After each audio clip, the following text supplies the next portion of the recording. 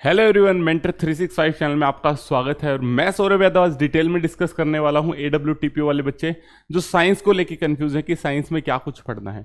तो बच्चे मैं आपको बता देता हूं, पहली बात तो आपके लिए गोल्डन अपॉर्चुनिटी है AWTPO की जॉब, इसको मिस मत करो।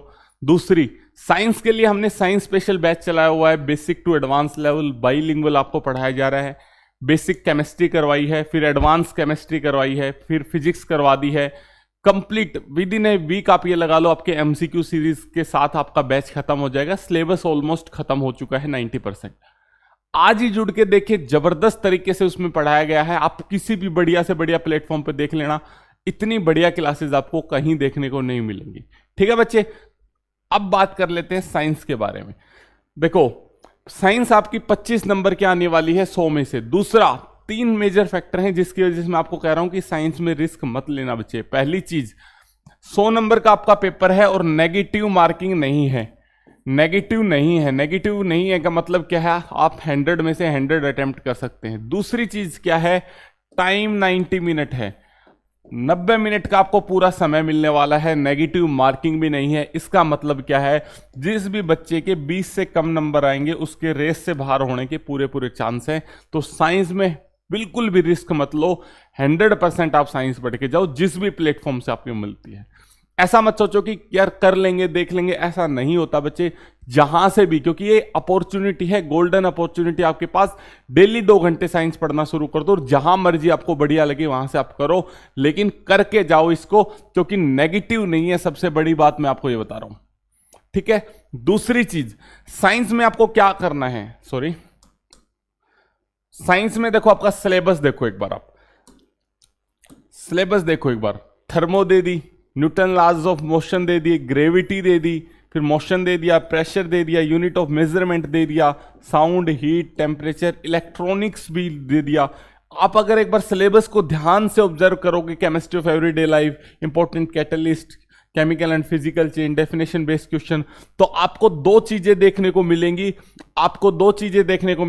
एक तो है 10th लेवल कुछ टॉपिक, दूसरा है कुछ टॉपिक 12th लेवल, जिसको हम एडवांस नाम दे रहे हैं और इसको हम बेसिक नाम दे रहे हैं। तो भाई साहब, आपको दोनों कवर करके जाने पड़ेंगे। आप ऐसा नहीं सोच सकते कि एडवांस लेवल ही इसके अंदर मिक्स है तो सिर्फ एडवांस आएगा, बिल्कुल भी नहीं। सारा बेसिक भी पूछ सकता है, ये सारा TCS के हाथ में है, और सारा एडवांस भी पूछ सकता है और दोनों का मिक्स भी पूछ सकता है। तो आपको दोनों चीजें पढ़ के जानी पड़ेंगी। सबसे पहले जो मैं प्रीफर करूंगा वो है जो ल्यूसेंट आती है आपकी, जिसके अंदर सारे सब्जेक्ट होते हैं, उस ल्यूसेंट में से मैं फिजिक्स केमिस्ट्री प्रीफर करूंगा कि आप वो फिजिक्स केमिस्ट्री तो एटलीस्ट निपटा दें।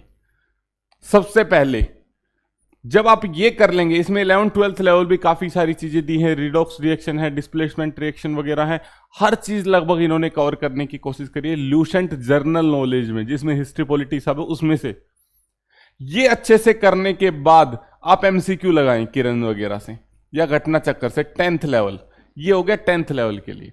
11th 12th का सिलेबस आपका बिखरा पड़ा है, इसी के लिए हमने क्या करा था, सिलेबस बैच स्टार्ट करा था ताकि बच्चों को एक सिस्टमेटिक वे से मिल जाए। हमारा बैच स्टार्ट करने का स्टार्टिंग में मोटो यही था, क्योंकि गाइडेंस बैच की जो बच्चे थे उनके काफी सारे बच्चों के मैसेज आए कि सर AWTPO का जो सिलेबस है वो बिखरा पड़ा है और कहीं भी इसको तैयारी नहीं करवाई जा रही।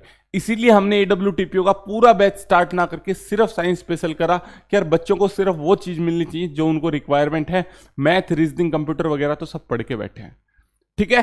तो आप एडवांस लेवल आप कर सकते हैं, वरना आप क्या कर सकते हैं, ल्यूसेंट जो अलग से साइंस आती है, उसमें से टॉपिक वाइज कर सकते हैं सिलेबस देख के।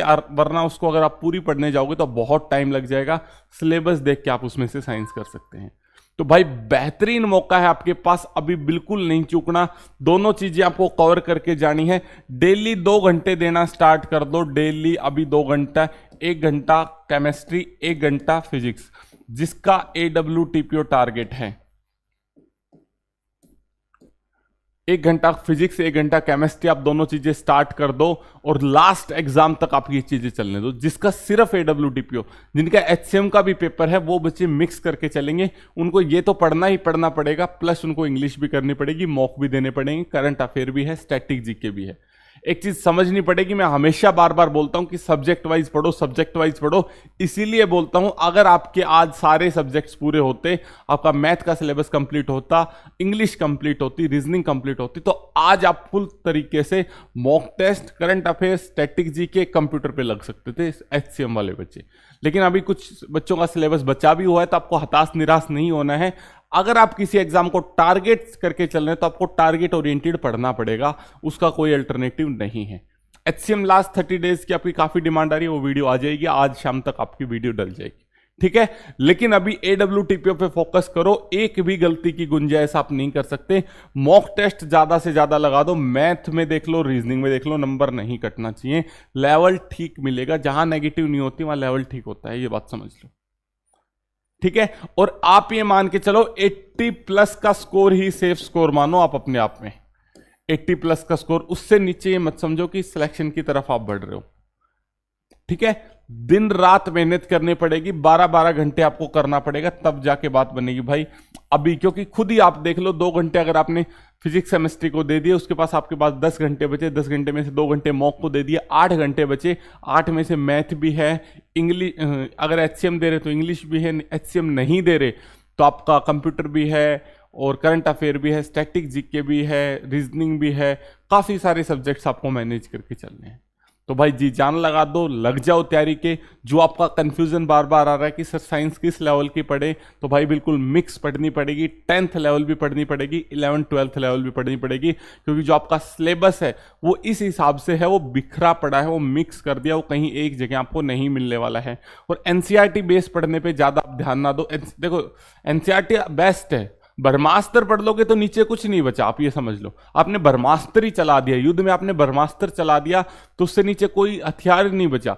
लेकिन आपको एक चीज समझना पड़ेगा, आपके पास टाइम भी तो हो, समझ में पा रहे हैं, आपके पास टाइम भी उतना हो कि आप NCERT को पकड़ पाओ। अगर आपको लगता है कि आपकी साइंस बढ़िया, आप NCERT कवर कर सकते हो, तो नो डाउट आप टॉपिक वाइज जाके NCERT कवर कर सकते हैं, ठीक है। लेकिन सिर्फ इन टॉपिक्स के भरोसे नहीं रहना, जो 11 और 13 टॉपिक है, 24 टॉपिक दे दी, सिर्फ इनके ऊपर निर्भर नहीं रहना, आपको एक्स्ट्रा पढ़ के जाना पड़ेगा अगर आपको सिलेक्शन की तरफ जाना है तो।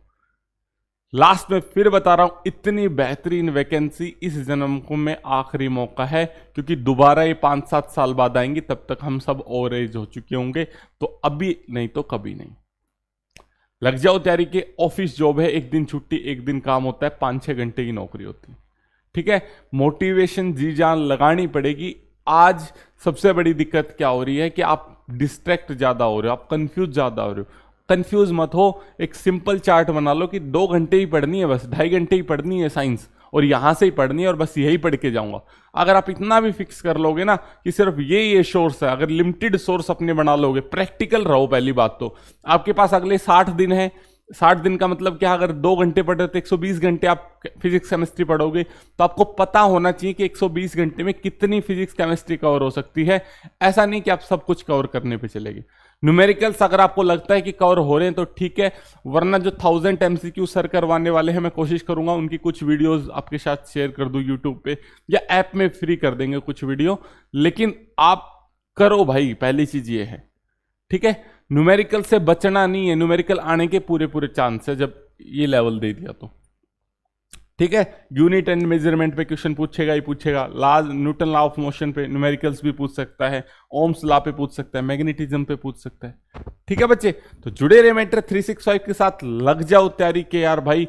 अगर मैं आपकी जगह होता, सच बता रहा हूं, मैं एक सिंगल मिनट कहीं वेस्ट नहीं करता, एक बार फिक्स सोर्स बना लेता कि 2-2.5 घंटे ये फिजिक्स करनी है, ये केमिस्ट्री करनी है, ये मॉक देने हैं, ये मेरी लिस्ट है अगले 60 दिन की, और बस अब मेरे को यही करना है और कुछ नहीं करना।